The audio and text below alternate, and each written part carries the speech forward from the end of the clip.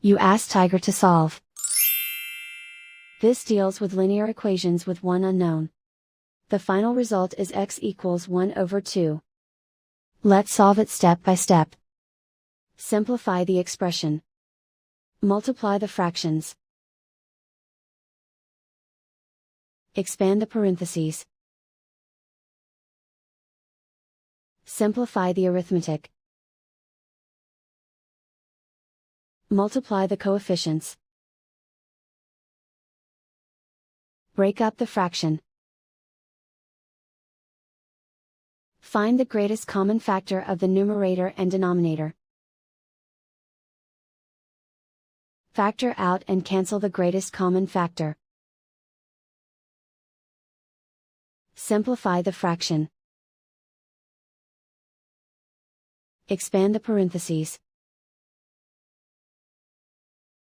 Multiply the coefficients. Simplify the arithmetic. Group all x terms on the left side of the equation. Add 24x to both sides. Group like terms. Simplify the arithmetic. Group like terms. Simplify the arithmetic. Group all constants on the right side of the equation. Subtract 2 from both sides. Simplify the arithmetic.